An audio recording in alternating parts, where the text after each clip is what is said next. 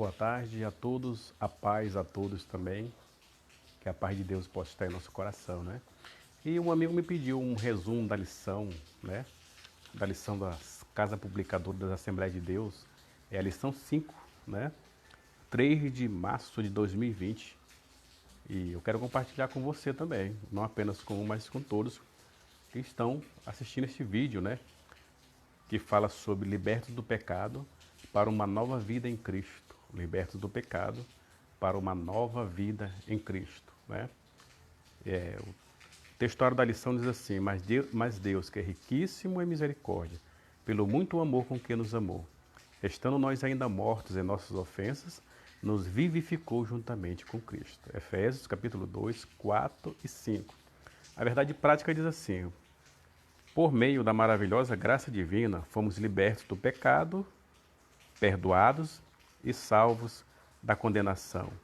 E ainda recebemos o direito de vida eterna. É um presente de Deus, né?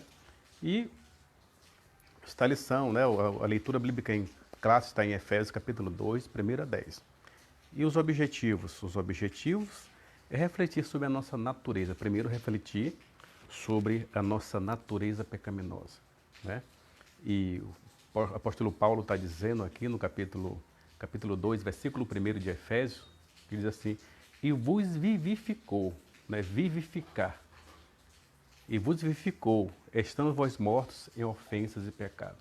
Nós somos vivificados. Nós estávamos mortos em ofensas e pecados. Mas quando nós aceitamos a salvação provida por Deus, né, nós somos vivificados. É o que diz o apóstolo Paulo. A nossa condição anterior, antes de aceitar Jesus, ele fala aqui sobre a ofensa. A ofensa do grego é paraptoma, tem um sentido de passo em falso de forma deliberada. Nós vivíamos em pecados deliberados contra Deus. E o termo para pecado é amartia, do grego amartia, o qual descreve como aquele que erra o alvo. Quando nós estamos sem Deus, nós erramos o alvo, né? Porque o nosso alvo é Deus. Nós somos feitos por Deus e Deus, Ele quer nos de volta. E esta salvação foi provida através de Jesus, né? E a nossa condição anterior era mortos. E essa condição impede que nós ouçamos a voz de Deus. Tem muitos ateístas, muitas pessoas que dizem que Deus não existe.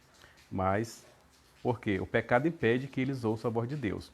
No capítulo 59, 2, primeiro 2 de Isaías, Isaías chega a dizer para a nação israelita: eis que a mão do Senhor não está encolhida para que não possa salvar, nem os seus ouvidos agravados para que não possa ouvir. Mas o que faz separação entre vós e o vosso Deus são os vossos pecados. O que impede o homem de ouvir a Deus são o quê? Pecado, né? Então, que nós possamos ver, tal qual o corpo inerte, a natureza pecaminosa, impede o homem de ouvir e obedecer a voz de Deus, né? Nossas ofensas e pecado. A má conduta em que noutro tempo andaste é descrita por Paulo por meio da metáfora, uma figura de linguagem, né? Metáfora do ato de andar. Refere-se às atitudes erradas adotadas na vida passada do salvo antes da regeneração. Então ele utiliza uma metáfora. Nós andávamos como? Segundo o curso deste mundo. Nós andávamos fazendo o quê? O que nós andávamos praticando? No curso deste mundo, os costumes eram praticados conforme o sistema mundano da época, tais como a imoralidade, o furto, a mentira, né? Era o que habitava em nós. E se nós realmente aceitamos a Cristo e mudamos de vida, é o que diz o apóstolo Paulo na segunda carta aos Coríntios, no capítulo 2, no capítulo 5, versículo 17. Aquele que está em Cristo, nova criatura é, as coisas velhas se passaram e eis que tudo se fez novo. Como é que nós andávamos quando nós andávamos no mundo? E o apóstolo Paulo faz uma exposição. Capítulo 4, versículo 18 a 32 de Efésios diz assim: olha como nós andávamos.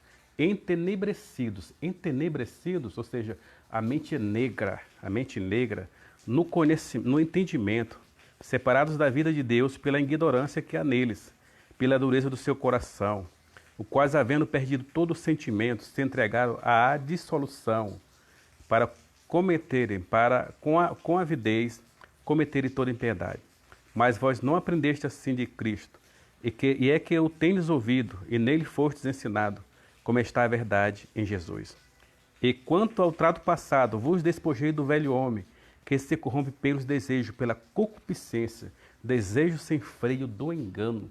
Nós temos que se despir, ou seja, é como se fosse uma roupa. O pecado é como se fosse uma roupa, que você tem que tirar, você tem que se desfazer. Do que eu tenho que me desfazer? No que eu tenho que me renovar? E vos renovei no espírito do vosso sentido, eu tenho que renovar o meu sentido. E vos revistais do novo, que segundo Deus é criado em verdadeira justiça e santidade. Então eu tenho que me revestir agora. Eu tenho que me despir daquilo, tirar aquilo que outrora imperava na minha vida. Olha o que ele diz mais ainda, a partir do versículo 25. Pelo que deixai a mentira, falai a verdade, cada um com o seu próximo, porque somos membros um dos outros. Quantas pessoas ainda ele está na igreja, mas ele mente? É coisa que nós não queremos falar, muitos não querem ouvir, mas tem muito crente mentiroso na igreja. Né? Olha o que ele diz, versículo 26, diz assim, irai-vos e não pequeis, e não se põe o sol sobre a vossa ira. Nós temos que reconhecer, né? A igreja é feita de crentes salvos, que saíram do mundo, né? E precisamos lapidar estas áreas, irai-vos e não pequeis, e não se põe o sol sobre a vossa ira. Por quê? Porque ainda nos iramos, porque muitas das vezes nos iramos, mas a Bíblia está dizendo assim, antes que o sol se ponha, deve haver um perdão, né? Não deis lugar ao diabo, né? Versículo 27, porque tem crente ainda que ele dá lugar para Satanás, né? Ele joga, e muitas das vezes também a culpa não é do cão, também do cão, é dele também, a cooperação é dele. No capítulo 1, versículo 13 de Tiago está dizendo, ninguém sendo tentado diga que de Deus é tentado, porque Deus não é tentado pelo mal e ninguém tenta. Mas cada um é atraído, seduzido pelo seu próprio desejo. E o desejo sendo realizado gera morte. Né? Então é aí que o diabo entra. A vez do diabo, quando você dá lugar para ele, é a hora que ele entra. Aquele que furtava, não furte mais.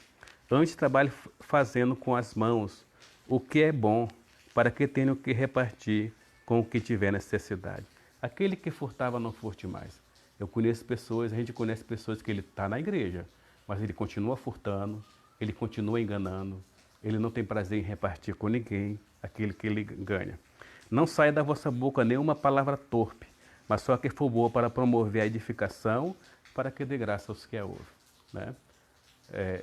Aqui se refere a palavras repugnantes, indecentes. Nós podemos brincar sim, uma brincadeira sadia, uma brincadeira que não venha prejudicar ninguém, né? Eu, na verdade, sou muito brincalhão. E ninguém me acusa disso aqui, ó. Né? Palavra repugnante, nojenta, que Deus... Porque esse tipo de palavra repugnantes e indecentes, elas entristecem o Espírito Santo. Olha só o que diz no versículo 29. Não saia da vossa boca nenhuma palavra torpe, mas só a que for boa para que traga edificação e dê graça aos que a ouvem. E o versículo 30 diz assim, não entristeçais o Espírito Santo da promessa do qual está selado para o dia da redenção. E diz mais, versículo 31, toda ira, cólera, gritaria, blasfêmia e toda malícia seja tirada dentre vós. Antes, sede uns para com os outros, benignos, bondosos, benignos, misericordiosos, perdoando-vos uns aos outros, como Deus vos perdoou em Cristo. E é o que mais habita hoje. Eu sou cristão, mas eu não perdoo. Eu sou cristão, mas eu não perdoo o que fulano me faz. Então ainda está habitando a antiga natureza. Nós temos que pedir para Deus tirar aquilo que está nos prejudicando. E estes defeitos, estes sentimentos, ele faz mal até para o nosso corpo físico. Quantas pessoas não já morreram de coração irados? Porque faz mal para o físico também. Né? Estes defeitos, esta ira, esta falta de perdão. Então nós temos que pedir para Deus. E andaste segundo o curso do mundo, andaste segundo o principado da potestade do ar. Se refere ao inimigo, se refere aos demônios, se refere às influências. E nós temos que pedir para Deus, porque tem um inimigo. Tem gente que diz que Satanás não existe. Mas o apóstolo Pedro, ele está dizendo para a igreja lá onde ele liderava, a primeira carta, no capítulo 5, versículo 8, ele está dizendo assim, sê sóbrio, abre teu olho, vigia, porque o diabo, nosso adversário, está em derredor, bramando como o leão, buscando a quem possa tragar. né? O inimigo das nossas almas, ele é real. Então é por isso que o apóstolo está falando, para nós não andarmos segundo a influência do inimigo. Andávamos fazendo a vontade da carne e dos pensamentos. A vontade da carne, o que é fazer a vontade da carne e dos pensamentos, os nossos desejos? Quando você lê no capítulo 5, versículo 19, em diante lá de Gálatas, as cartas que o apóstolo manda aos Gálatas, ele está falando sobre as obras da carne. O que são as obras da carne? Ele fala que é a prostituição, é a fornicação, é a lascívia, é a bebedeira, é a glutonaria. Então você vê classificado lá 17 tipos de pecado que não pode habitar naquele que serve a Cristo. Se realmente eu sou uma nova criatura, eu não engano. Se realmente eu sou uma nova criatura, eu perdoo. Se realmente eu sou uma nova criatura, eu não engano mais. Então é por isso que ele está dizendo aqui, andaste fazendo a vontade da carne e dos pensamentos.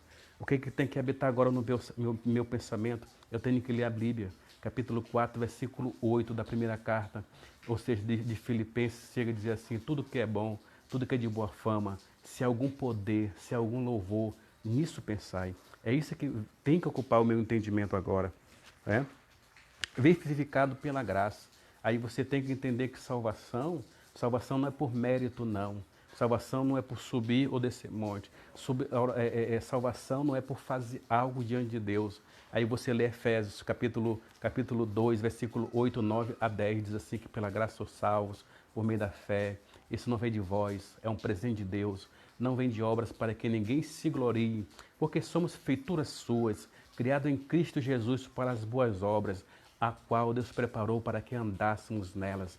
Agora, como eu já falei, né, a gente sempre fala, as boas obras acompanham o salvo, porque fé sem obras é morta. É o que diz lá no capítulo, lá em Tiago está falando na sua carta, fé sem obras é morta. Se eu sou um crente salvo, agora eu começo a praticar boas obras, eu não engano mais, eu não minto mais, eu não me iro mais, eu procuro adquirir uma personalidade de uma nova criatura, daquele que nasceu de novo. É isso que Jesus fala para Nicodemos. Nicodemos era doutor da lei, era bom de Bíblia, da Bíblia da época. Mas Jesus fala no capítulo 3, versículo 3 de João, da carta, né, o quarto evangelho, ele está dizendo para Nicodemos, Nicodemos tem que nascer de novo para ver o reino de Deus. Capítulo 3, versículo 5, Jesus fala para Nicodemos, Nicodemos é necessário nascer da água do Espírito para entrar no reino de Deus. Ou seja, nós temos que ser parecido com Deus e só desta maneira nós podemos entrar, né, no céu. Graça como meio de salvação. O que é graça, favor imerecido? Nós somos salvos pela graça de Deus. É isso que a lição está tratando aqui. Agora, as evidências do salvo, de acabou a obra. Eu tenho que me reconciliar. Ele está falando em Mateus, no capítulo 5, versículo 16. Resplandeça a vossa luz diante dos homens, para que vejam vossas boas obras e glorifique o vosso Pai que está no céu, né? Resplandeça a vossa luz diante dos homens, porque até os homens, quem sabe que eu sou crente é a minha esposa, quem sabe que eu sou crente é o meu vizinho.